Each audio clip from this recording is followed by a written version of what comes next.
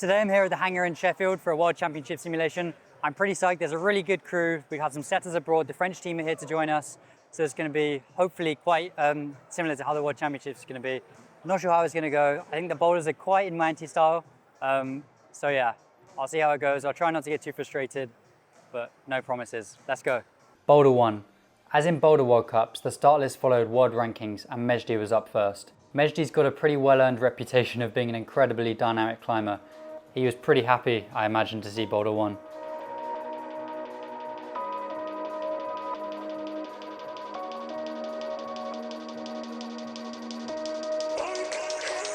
He made progress adapting with each attempt without making it to the zone on his initial attempts. What separates a lot of the best climbers in the world is their ability to learn movement patterns in a very short space of time. Each style of boulder presents a different challenge. Mejdi successfully reached the zone, but with very little time left, only had one attempt at securing the top.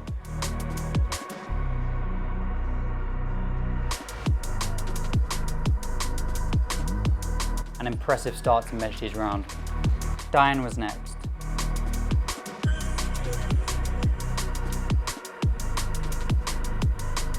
And he made good progress through each of his attempts on the lower moves, without reaching the zone. My turn. Faced with a complex dynamic boulder, and I'm immediately starting to figure out how best to get my body to where it needs to be. Do I need to go fast, slow, static, dynamic?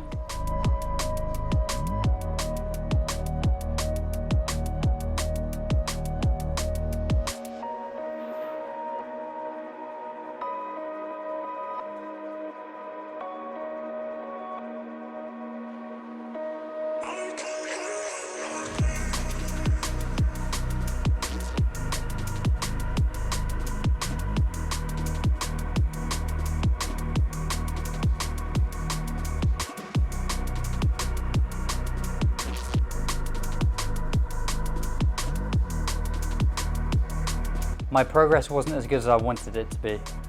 Trying to work out how to hit the right hand crimp and use it to generate the required momentum and change of direction. Without the progress I needed, I tried to switch it up a little bit and tried a slightly more flexible approach. This made it easier to reach the crimp. But by killing all the momentum, it was then hard to generate the distance. A pretty frustrating 5 minutes. French legend Manu Cornu was next, and he took a very different approach, deploying maximum speed and maximum commitment. It's a high-risk strategy, but one that ultimately paid off.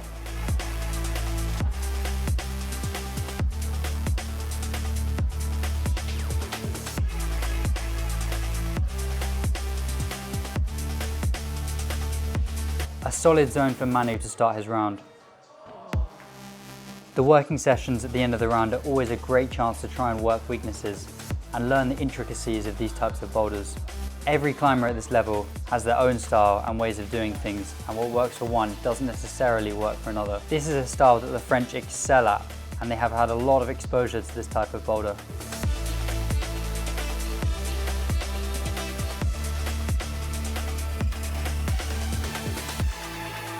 Diane and me certainly had to put the work in.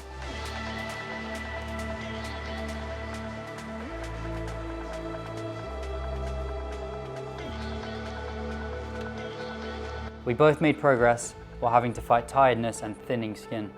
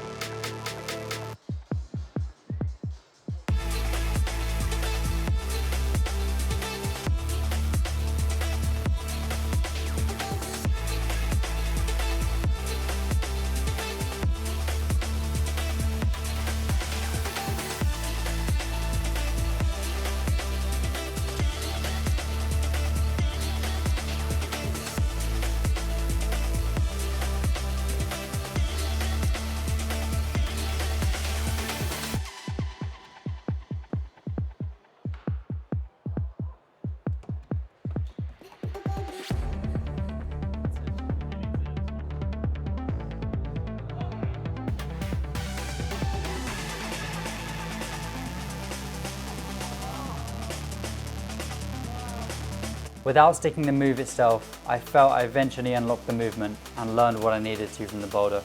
This type of boulder is something I'll be working hard on. I need to massively improve how quick I learn. Boulder 2 was a complete change of style, starting with a fist jam and a hard move to the right.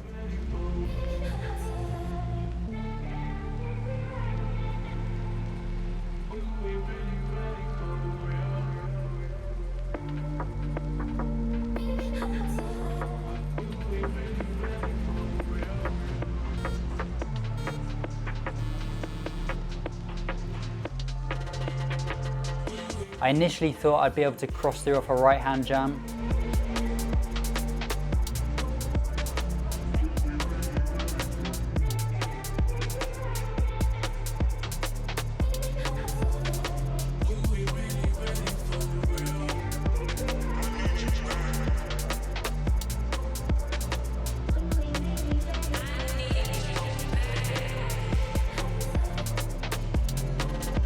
Before then switching to a left hand.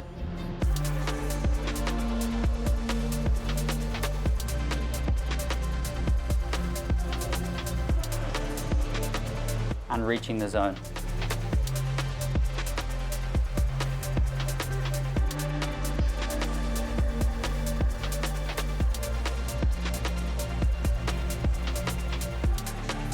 Getting established on the zone was a move in itself. Shifting my weight further to the right so I could start to think about moving up. Nothing on this boulder was that easy to use.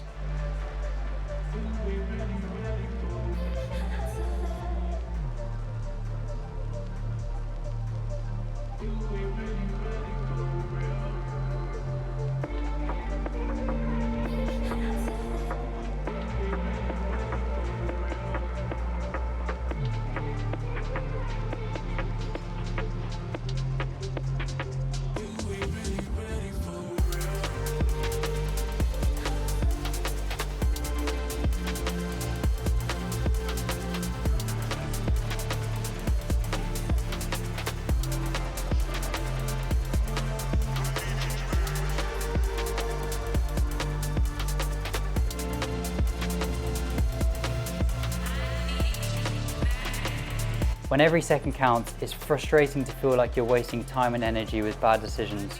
I obviously needed the right hand crimp a bit earlier, but somehow I missed it in the observation. Being able to reset quickly is incredibly important. I knew I only had one chance left. Time was running out and physically this boulder was demanding with a lot of tension required. Sometimes I find if I get frustrated at a boulder like this, it helps me to almost generate more psyche for the next attempt. Sometimes getting angry at the boulder can help.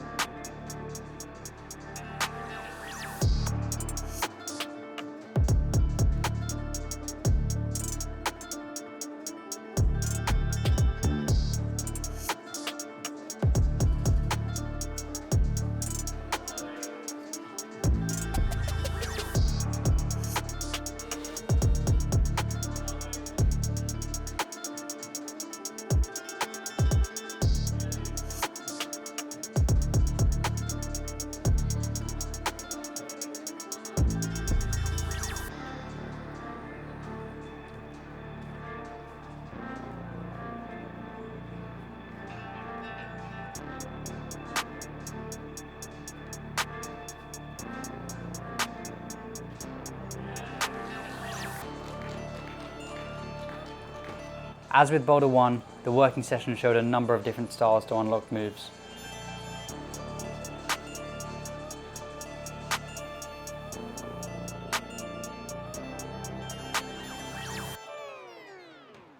Boulder 3. This was by far the most powerful boulder in the round. And with a lot of powerful athletes in attendance, most people flashed to the zone. This boulder was all about securing the top.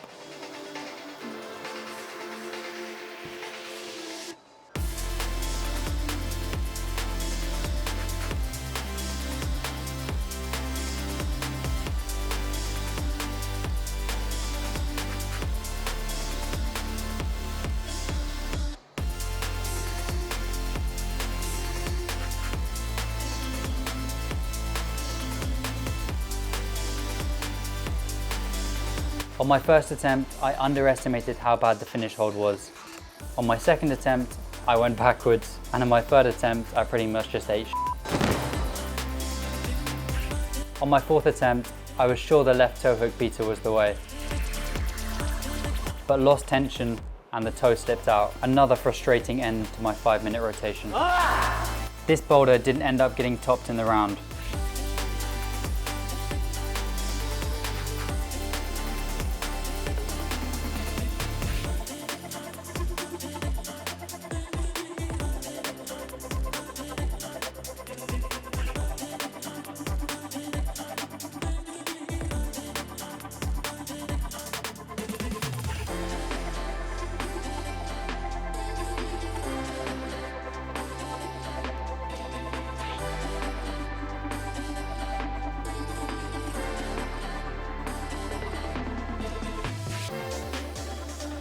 Although I managed to stick it on my first attempt in the working session. Boulder 4 was definitely conceptual, with the top at the bottom.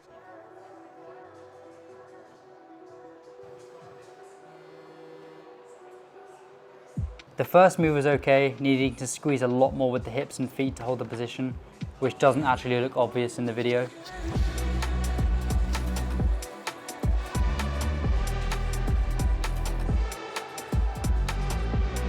The jump to a terrible foot on a dual text hold was very difficult and pretty scary, to be honest.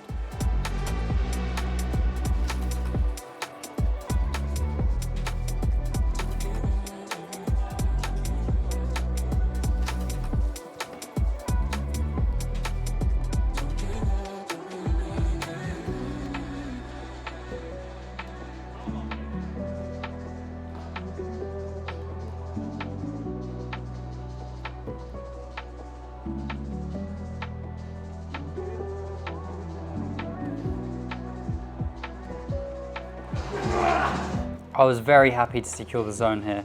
The hand was terrible and I had to engage everything. It's not often that you have to power scream on a slab.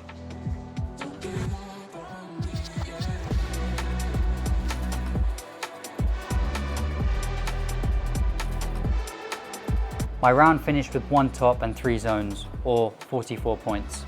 I feel in a comp here I would have needed the top on Boulder 3 to progress. The working session on Boulder 4 was pretty extensive, with both nations working through a very challenging boulder. When you realise this boulder was meant to be tops in 5 minutes, you start to question reality. Subtle body positions make a big difference. The jump across to the zone was really difficult, easy to lose balance.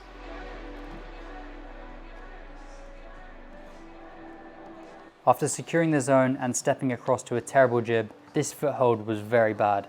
You had to palm on a no-text hold before standing up, where invariably your hand would be in the way. It was so easy to slip off. The stand-up off a terrible foot was really challenging. And there was another terrible foot swap. Falling into the wall was okay, but only if the left foot stuck. And finally, the reach down to the finish hold required some good flexibility. I don't think I've ever climbed a boulder where the finish is below the start. There was some alternative beater that required a lot of strength. Sam Richard definitely the only one trying this move, and almost sticking it, to be fair. Handstands are not often seen in boulders.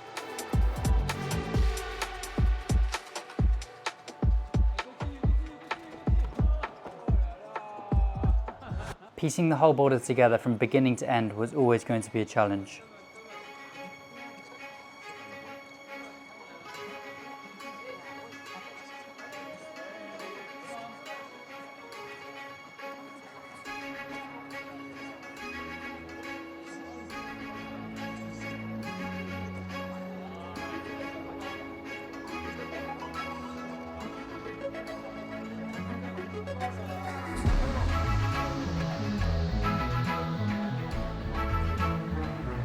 Emma Edwards impressively pieced everything together and was the first one to get a top on this boulder.